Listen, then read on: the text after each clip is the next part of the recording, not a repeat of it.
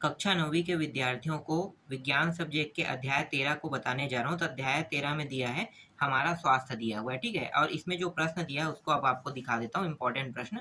जैसे कि देखो यहाँ पे दूसरा प्रश्न है, टीकाकरण क्या है समझाइए कह रहे। तो देखो टीकाकरण क्या होता है, जब हमारे शरीर में किसी बीमारी से लड़ने की क्षमता नहीं रहता है ना, तो उसके लिए लड़ने की क्षमता बनाने के लिए टीकाकरण लगाया जाता है। जैसे कि कोरोना का जो टीका लगा है, वो पहले हमारे पास कोरोना जो वायरस है उससे लड़ने की क्षमता नहीं था, लेकिन जैसे टीका लगाया गया तो उससे लड़ने का क्षमता बन गया। ये टीका में होता क्या है मैं बताता हूँ। देखो टीका में विषाणु और जीवाणु दोनों होते हैं, ठीक है। उसमें बहुत ज़्यादा मात्रा में नहीं होता। हमें कोरोना के जो बैक्टीरिया या सिम्टम है उसे हमारे शरीर में इंजेक्ट किया जाता है, वो कम मात्रा में रहता है, वो बीमारी कम मात्रा में, बहुत कम मात्रा में। तो उससे क्या होता है, जो शरीर होता है ना, उस बीमारी को पहले बहुत कम मात्रा में जब लगाया जाता है तो उसे सहन करने की क्षमता बनाया जाता है। जब शरीर सहन नहीं कर पाता है तो लोगों को बीमार जो थोड़ा सा बुखार आ जाता है ना, बुखार इसी वजह से आता है कि उसके अंदर ना अभी उस बीमारी से लड़ने की क्षमता नहीं है। तो थोड़ा थोड़ा करके तो इम्यून क्या करता है कि उसे पहचान लेता है। जैसे ही बुखार आता है तो इम्यूनिटी जो है वो पहचान लेता है, फिर उससे लड़ने के लिए ना नया इम्यूनिटी बनाने लगता है, जिसे हम रोग प्रतिरोधक क्षमता कहते हैं ना। वो शरीर में ऑटोमेटिकली क्या है, उस बीमारी के लड़ने का क्षमता पा जाता है, और जब पा जाता है तो वो बीमारी जो है हमारे शरीर को ज़्यादा इफेक्ट नहीं करता है। जब वो उसके वास्तविक चरण भी अगर हमारे अंदर प्रवेश कर जाए ना, तो भी हमें कुछ नुकसान नहीं होगा। समझ में आ गया क्यों? क्योंकि वो बीमारी जो है उसको पहचान रहा है। कौन? हमारा शरीर। इसीलिए जब कोरोना का टीका लगा तो केस जो है बहुत तेजी से कम होने लगे, और अभी की स्थिति में जो कोरोना है वो तो एकदम जीरो के बतौर है ना। तो यही कारण है कि कोरोना का जो टीका है सेम बाकी जो टीका है वैसे ही लगाया जाता है, और सब में थोड़ा मात्रा में रहता है। तो शरीर जब पहचान लेता है उसे, तो पता चल जाता है कि हाँ, इसके लिए मुझे रोग प्रतिरोधक क्षमता, इम्यूनिटी बढ़ानी होगी, और बाद में उससे बीमारी से लड़ा जा सकता है जब वास्तविकता में होता है तो। ठीक है, तो यही कारण है टीकाकरण का। समझ में आ गया? चलो, और इसे विस्तार से समझाने की जरूरत तो नहीं है। दूसरा क्या है? देखो दूसरा है, अच्छे स्वास्थ्य की दो आवश्यक स्थिति बताइए। तो अच्छे स्वास्थ्य की दो आवश्यक स्थिति क्या है कि देखो, स्वस्थ रहने का सबसे अच्छा मतलब कारण है, एक अच्छा एग्जाम्पल है, एक तो आरामदायक लाइफ जीना। ठीक है, आरामदायक लाइफ मतलब इसका मतलब ये नहीं है कि आप दिन भर सोते रहिए बाकी चीज करते रहिए। ठीक है, यहाँ पे जो आरामदायक लाइफ दिया है ना, ये गलत बताया है। ठीक है, रियल में ऐसा नहीं है। मैं अच्छे स्वास्थ्य के दो आवश्यक विशेषता बता देता हूँ। एक तो व्यायाम ले लेना, ठीक है, व्यायाम ले लेना, और अच्छी नींद। दो टॉपिक ले लो, एक यहाँ पे जो दिया उसको मत लेना। यहाँ पे एकदम घटिया टाइप से उत्तर दिया है, इसे बनावटी उत्तर बोलते हैं। ठीक है, सबसे अच्छा स्वास्थ्य के लिए सबसे अच्छा रहेगा कि अच्छी नींद लेना। ठीक है, अच्छी नींद से मतलब है कि मेरा मतलब है कि आप कम से कम 7 घंटे या 6 घंटे के जो नींद लेते हैं ना, उसे अच्छी नींद लेना कहते हैं। समझ में आ गया? तो अच्छी नींद एक आपका टॉपिक हो जाएगा। उसमें आप लोग बता देना कि 6 से 7 घंटे कम से कम हमें सोना चाहिए। ठीक, तो इससे क्या होगा, एक ऑप्शन आपका बन गया। दूसरा ऑप्शन क्या है? डेली व्यायाम करना चाहिए, सुबह उठकर डेली व्यायाम करना चाहिए। ये दूसरा हो गया। तो दो पूछा था, दो उत्तर मैंने आपको दे दिया, ये सबसे अथेंटिक है। इसके बाद है तीसरा, देखो, रोग होने के किन्हीं दो प्रमुख कारकों को लिखे। ठीक है, तो एक तो तत्कालिक कारक और एक है सहायक कारक। तत्कालिक कारण क्या होता है? जब किसी के संपर्क में हम आते हैं, ठीक है, जिससे विषाणु रहता है, तो तत्काल वो बीमारी हो जाता है। जैसे कि देखो, जैसे कि मैं यहाँ पे बताता हूँ, दूषित जल से होने वाले, जैसे पेचिश है। चलो पूरा पढ़ लेते हैं। यदि किसी इलाके में कोई छोटा बच्चा दस्त से ग्रसित है, तो हम कह सकते हैं कि इसका कारण दूषित जल में उपस्थित विषाणु हो सकते हैं। इस स्थिति में रोग का तत्कालिक कारण विषाणु होगा। ठीक है, विषाणु होगा। जैसे कि मैंने अभी आपको बताया था। सहायक कारण क्या हो सकता है कि जब बच्चों में पीढ़ी वंशानुगत विभिन्नताएं अथवा कुपोषण, बच्चा विषाणु के संपर्क में आने पर पतले दस्त से ग्रसित हो जाता है। इस स्थिति में विभिन्नता या पोषक अवयवों के अभाव में विषाणु जनित अथवा बिना विषाणु के पतले दस्त या अन्य बीमारी का होना सहायक कारण होता है। ठीक है, चलो आगे देखते हैं। इसके बाद देखो, एक बच्चा अपनी बीमारी के विषय में नहीं बता पा रहा है, हम कैसे पता करेंगे? ठीक है, तो ऐसा होता है अक्सर कि हमें रियल में वो बीमारी पता नहीं रहता है क्या होता है। ये बच्चे की बात नहीं है, बड़ों की भी बात है। वो लोग स्पष्ट नहीं बता पाते, सिर्फ इतना बता पाते हैं कि ये प्रॉब्लम है।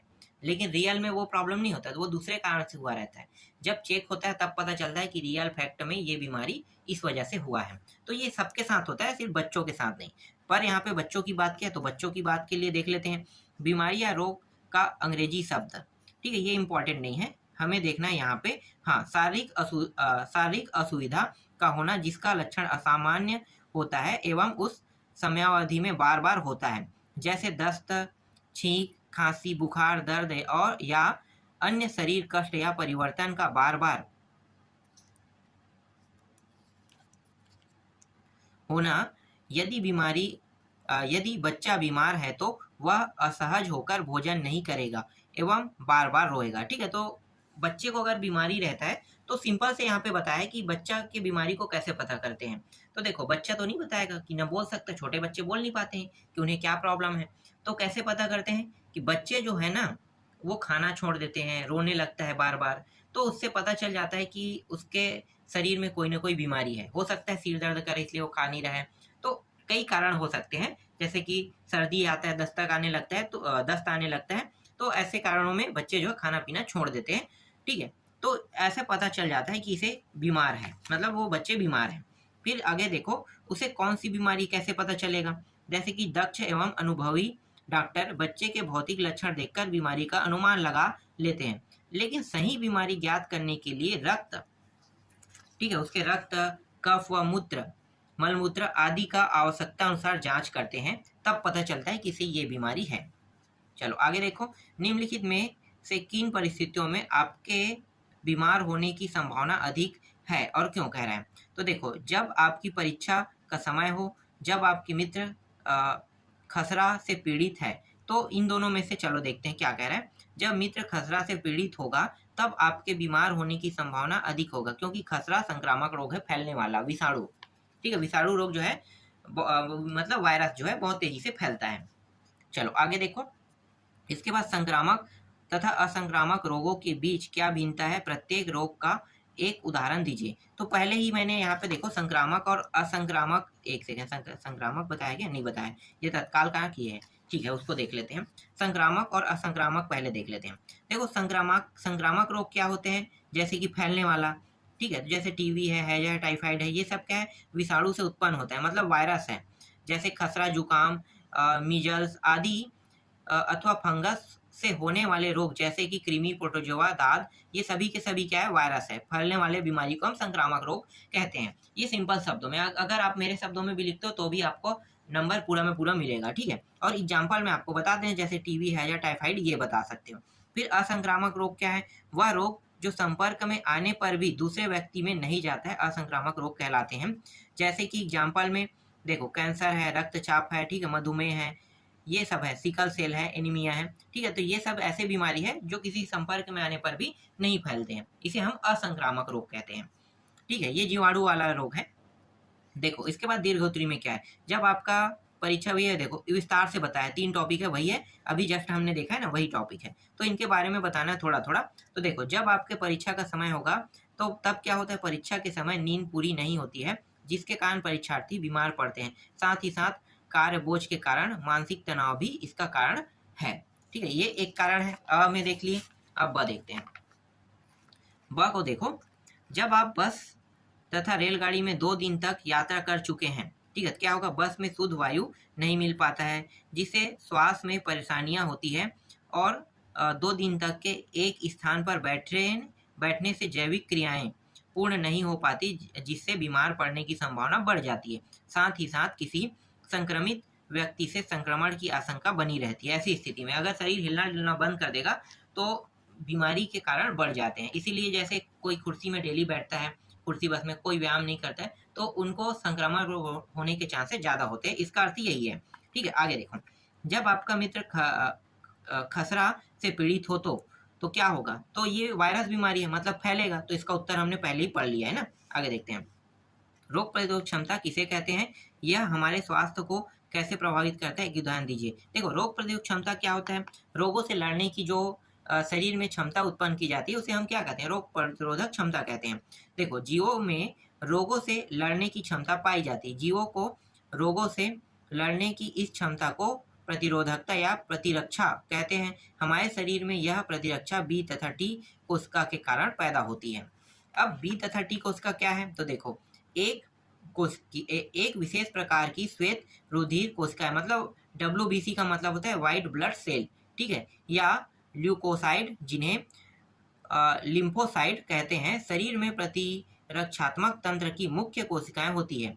प्रतिरक्षा तंत्र में लिम्फोसाइट दो प्रकार की होती है जिन्हें बी तथा टी कोशिका कहते हैं। उदाहरण देखो, जैसे कि मलेरिया कैसे फैलता है, तो उत्तर क्या लिखोगे, जब मादा एनाफिलीज मच्छर मनुष्य को काटता है तो रक्त में प्लाज्मोडियम को छोड़ देता है, अर्थात प्लाज्मोडियम का वाहक मच्छर होता है। जब तक शरीर में इस रोग से लड़ने की क्षमता पाई जाती है तब तक मनुष्य को मलेरिया नहीं होता है, और जैसे ही इस रोग से लड़ने की क्षमता खत्म हो जाती है तो मलेरिया बीमारी फैल जाता है। देखो कारण भी बताया ना इन्होंने कैसे होता है। तो चलो आगे देखते हैं। तीसरा प्रश्न, दीर्घकालीन व तीव्र रोग किसे कहते हैं? दीर्घकालीन रोग मतलब ऐसे रोग जो बहुत समय बाद लंबे समय तक बने रहते हैं, उसे दीर्घकालीन हम क्या कहते हैं, रोग कहते हैं। उदाहरण देखो, तपेदिक होता है। तीव्र रोग जैसे तेजी से फैलने वाले ऐसे रोग जो बहुत कम समय में के लिए होता है, जिससे स्वास्थ्य पर भी अधिक प्रभाव नहीं पड़ता है, जैसे खांसी, सर्दी, सामान्य बुखार, ये आते रहता है लोगों को, ठीक है। आगे देखो, रोग की रोकथाम उसके उपचार से बेहतर है, इस कथन की सार्थकता बताने के लिए कोई एक उदाहरण दे, ठीक है। उदाहरण देने से, जैसे कि रोकथाम का अभिप्राय है ऐसे प्रयत्न करना कि बीमारी अथवा संक्रामक न हो, यह बीमारी न हो पाए उसके लिए जागरूक प्रयास एवं सावधानी है। जैसे कि मलेरिया वाला बताया था, ठीक है। मलेरिया जो है किससे होता है? मलेरिया मच्छर गंदे एवं स्थिर पानी में पनपता है।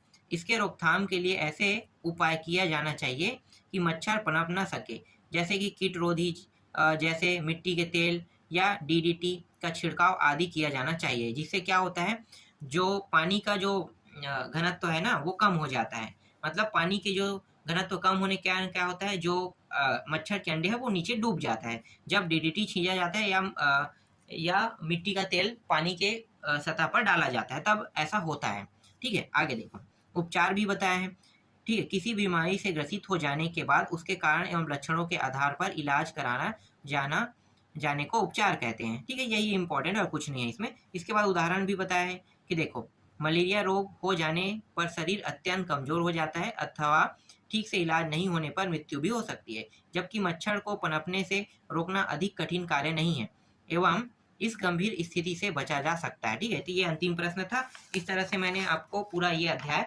बता दिया और कुछ हद तक के आपको डेफिनेशन भी दे दिया, ठीक है। इसके बाद अगले अध्याय को देखेंगे।